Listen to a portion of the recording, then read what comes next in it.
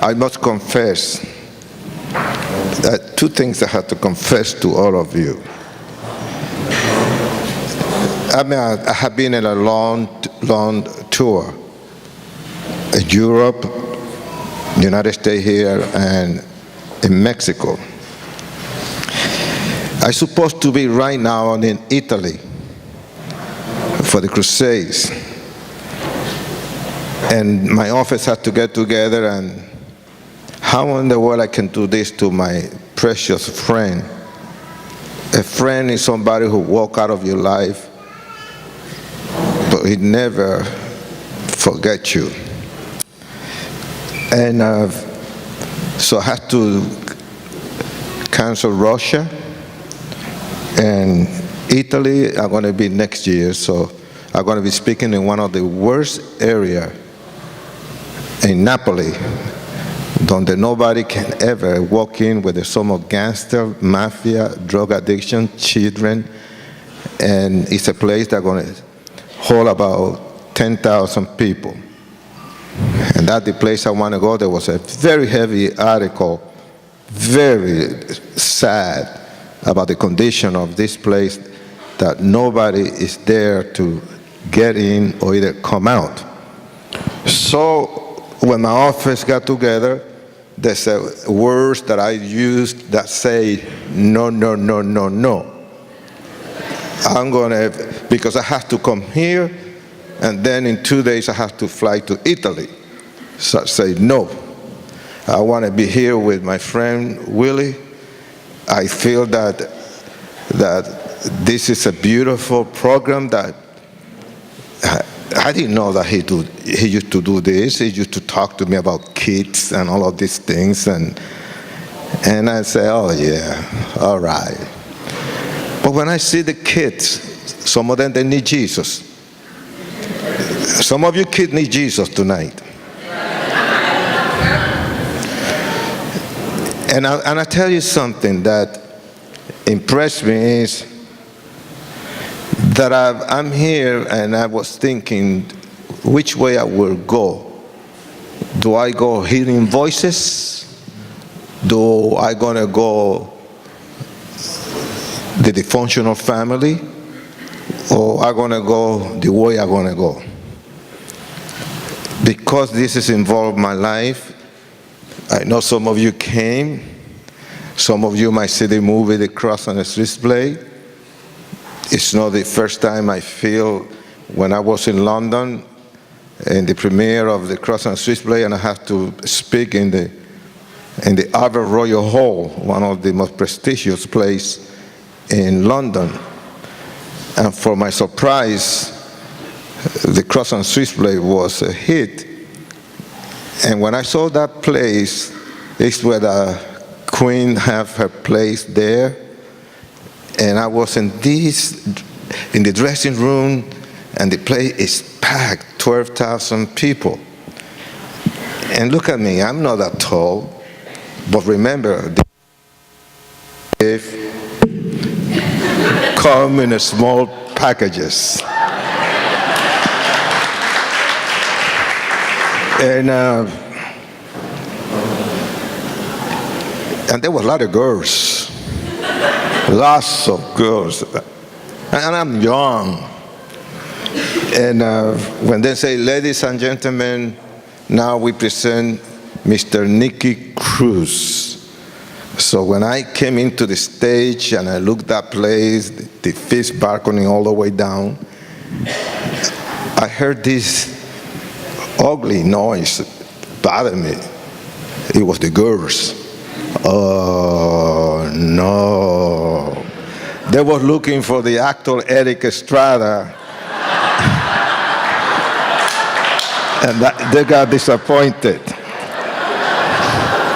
What are you laughing at? That hurt.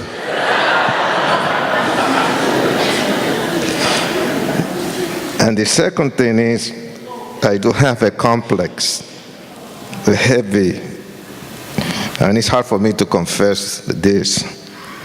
Do you want me to heal my complex?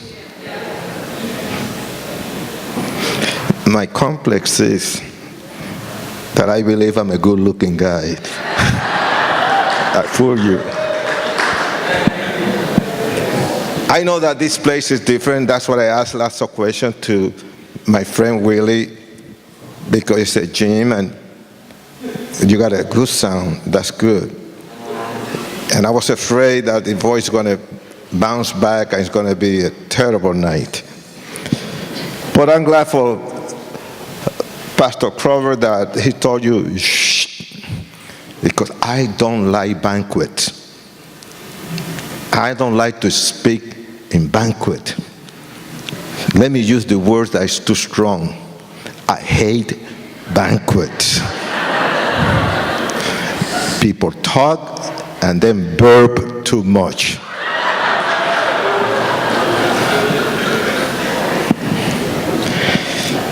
And I was impressed. First, you can tell I heard nothing but good news about this beautiful church and the pastor and his wife. And I didn't know where I was going. Willie was driving me and I said, this is a countryside. Where's the cows? But I'm glad that I'm here. I just want to really take you, and it's going to be a little emotional for my part, because this is not the first time I go through this. I am not going to go into so much detail because it's too painful. But the only way that I can describe this, the way I want to talk to you, is one powerful word that it really can change your whole life. And you need it. And we all need it. And that word is forgiveness. I'm here standing, holding this microphone because the power of forgiveness. Because I know beyond a shadow of a doubt that my sin had been forgiven.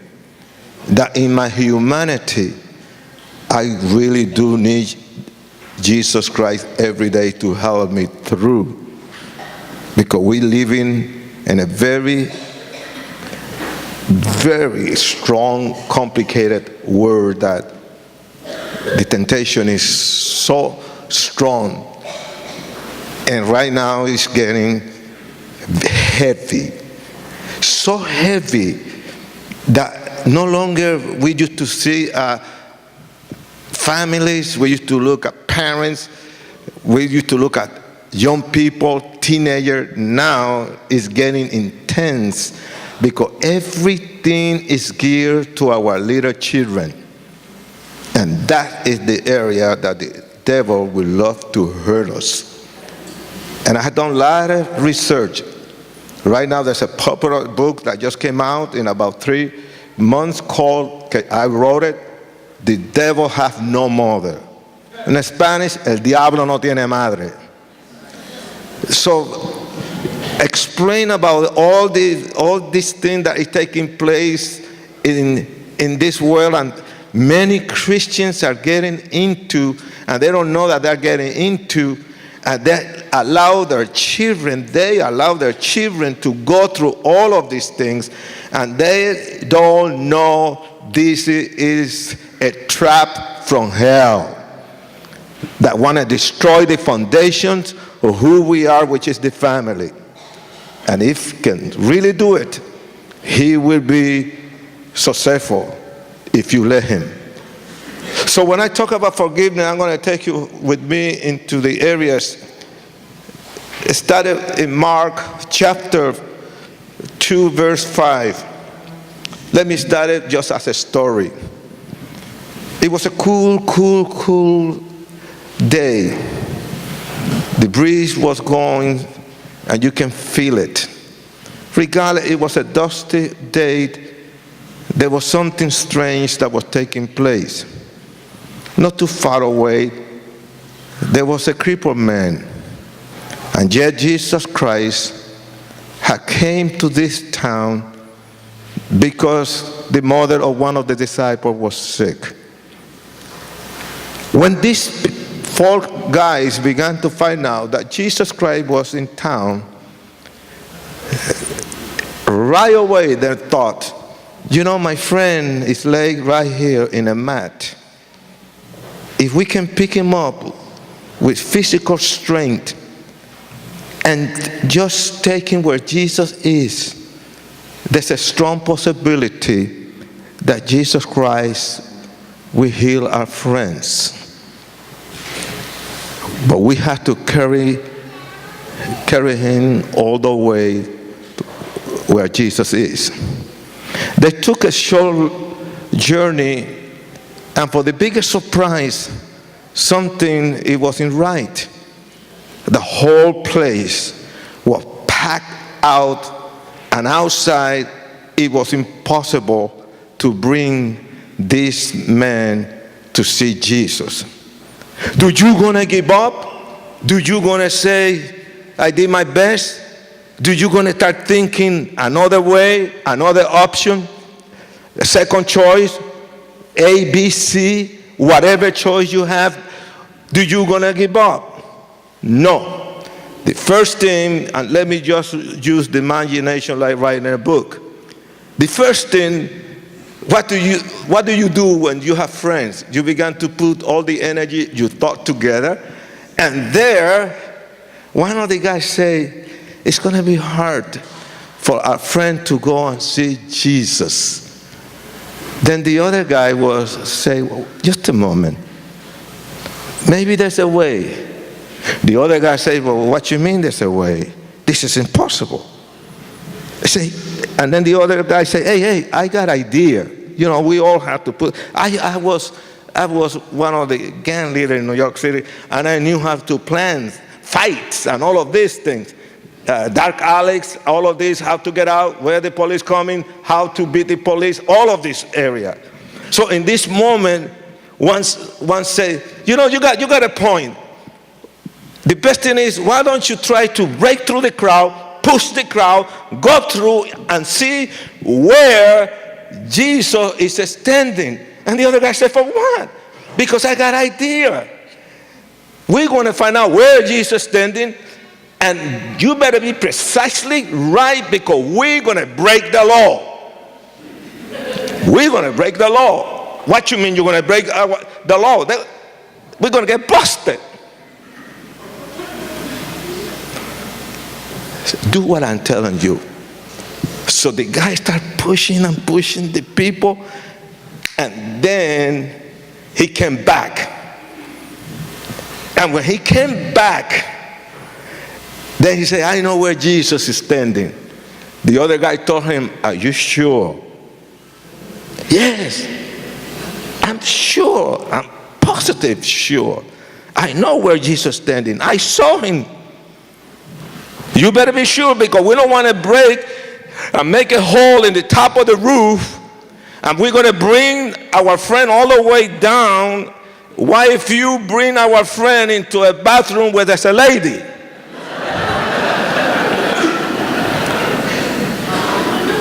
What did the lady going to say? Excuse me? Are you sure? Yes, definitely I'm sure. Absolutely. All right, go for it. Boom. And then when?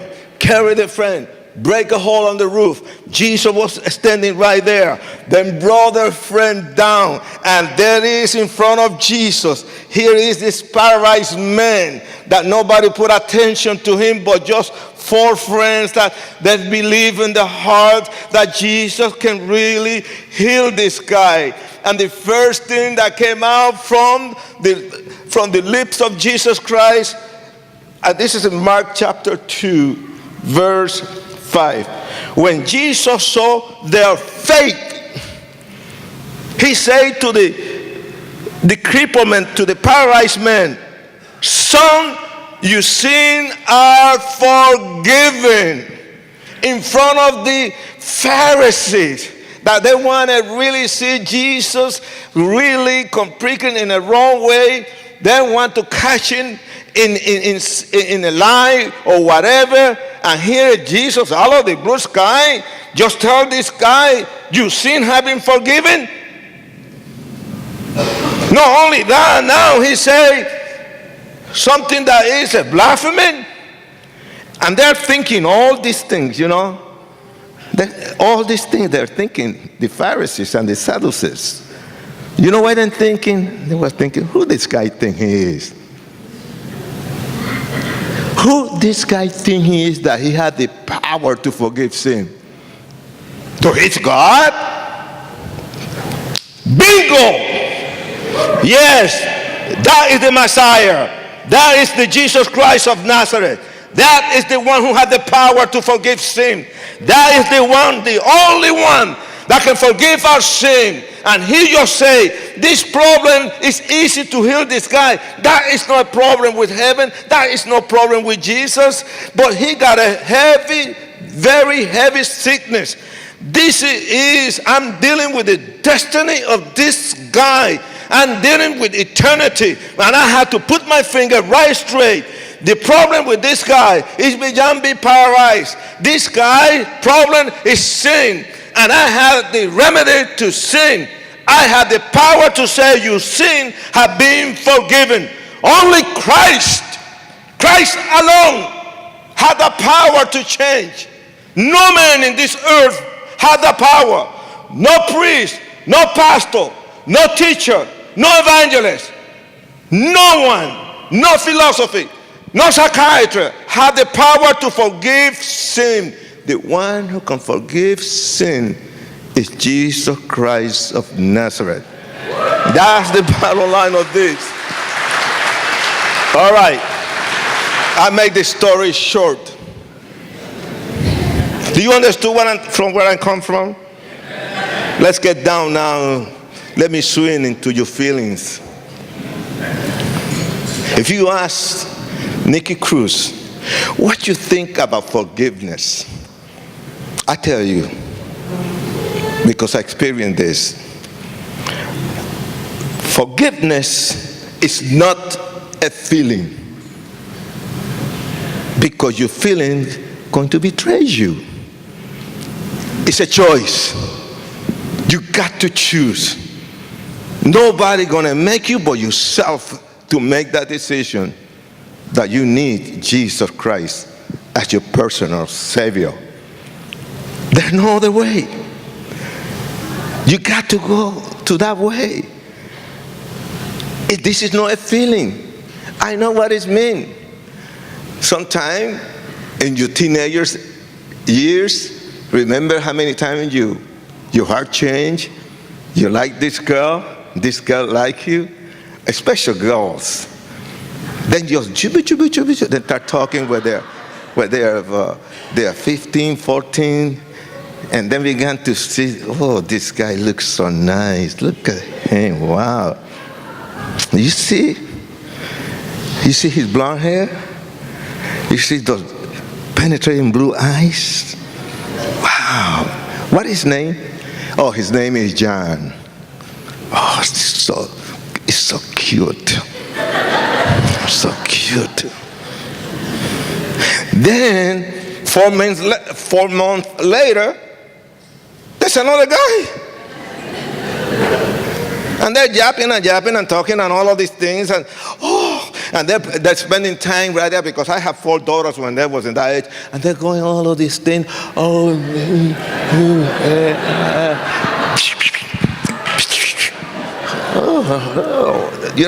They go through the total motions.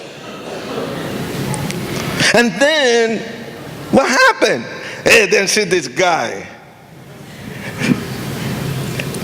Beautiful suntan, dark straight hair, open shirt, and a chain around his neck.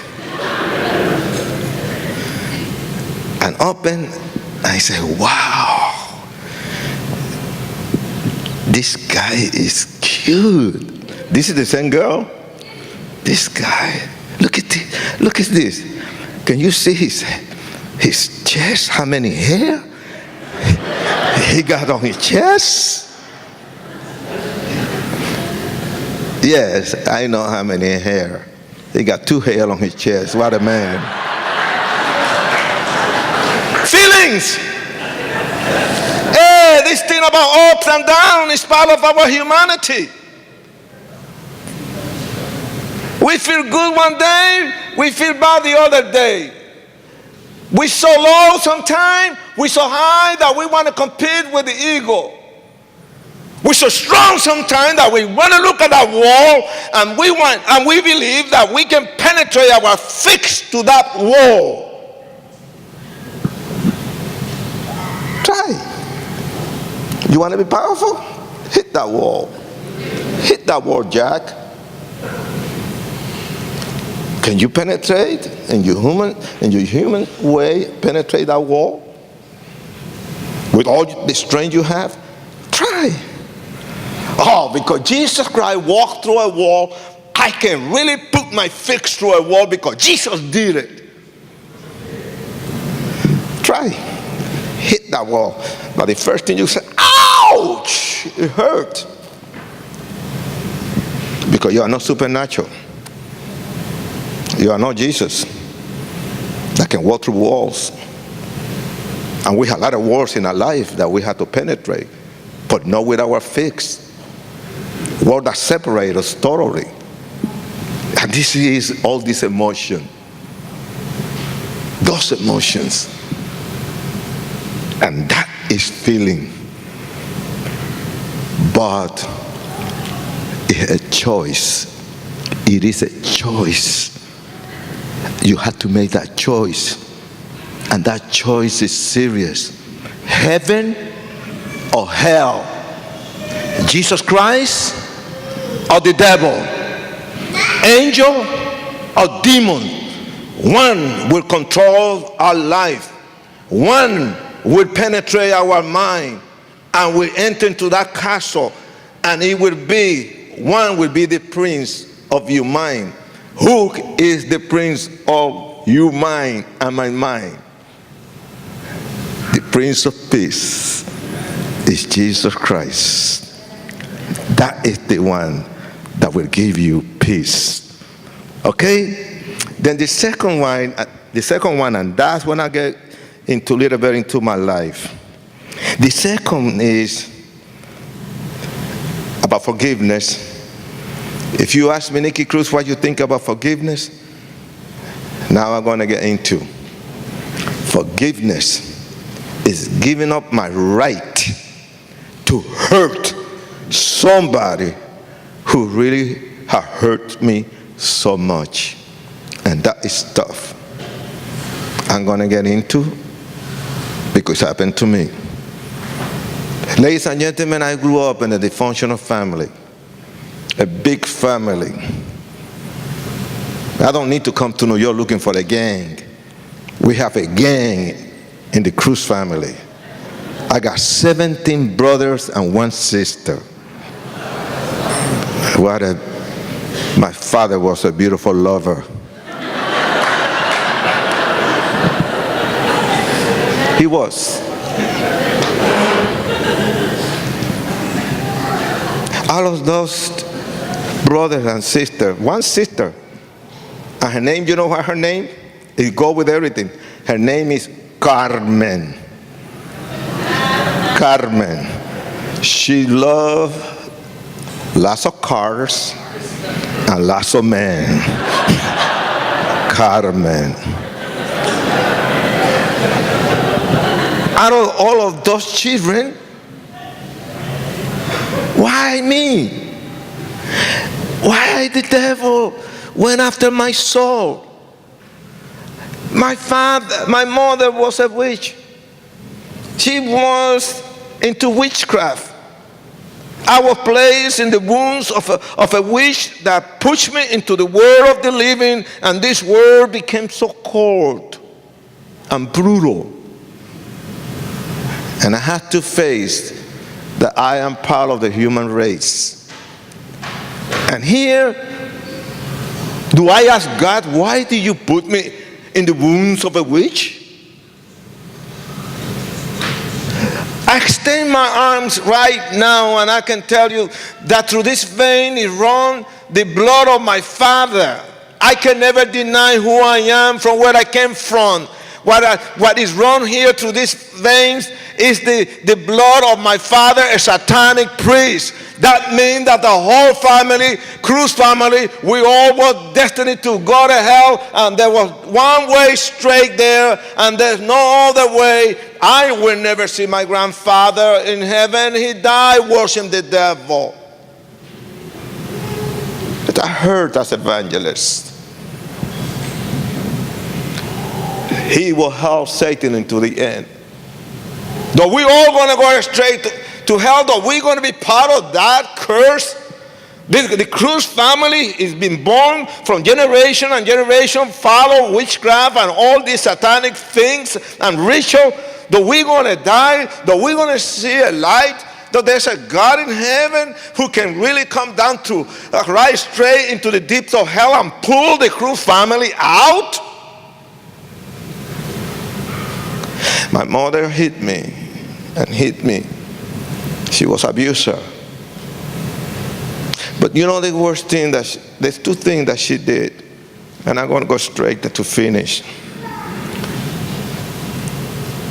My mother went after me. Many times, I was 3 years and a half, everything started. When you're innocent and you live in the world of innocent, then there's something different. Because as a child, I could never explain why my mother attacked me. But it's not pretty. When she hits you and hits you, your eyes are closed because of the beating. Your nose are broken.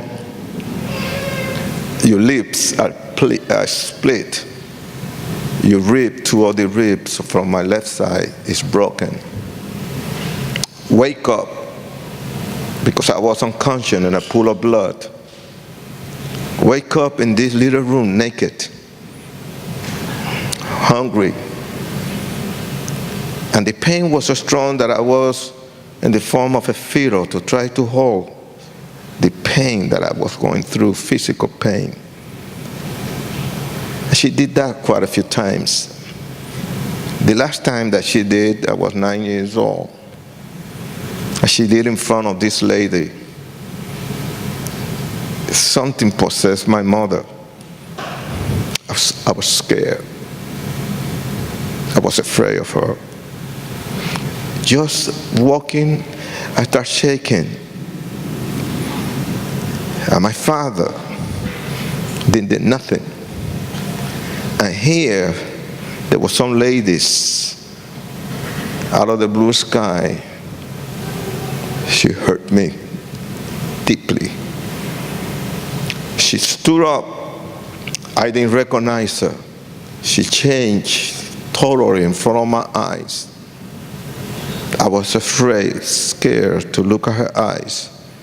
She grabbed me by my two little arms, and she tried to force me to look at her eyes. I was moving my head, and I was total, gasping for air. I was hurt. I could not breathe. I don't want to look at her eyes. I'm scared to see her. And she screamed at me, and I put my head down, and she grabbed me tight, and she screamed, "Put your head up and look at my eyes." And I was moving my head. I don't want to do it. But she forced me. And I looked at her eyes. I got so scared what I saw. I didn't saw a human being. Those eyes was big. Those eyes was dark orange. Those eyes didn't look human. This is my mother. Picked me up, hurt me, locked me up. Later on, I was hungry. And I was asking. I never called her mother. I never called my father, which that was missing in my family. I called her Don Galo, Doña Aleja. And I started saying her name, "Please give me something to eat. Please give me some water." And for the first time, my mother said something that crushed me and killed everything which I have inside. The words that she said was so painful to my heart, to my mind. She screamed and she told me, "Right, you are not my son. I curse the day that I brought you into this world. I don't want to see you anymore. Get out of my life. You are a failure. You are good for nothing. Get out of my face. You are a son of Satan. You ugly." That's the life from hell. I'm not ugly. The devil is ugly.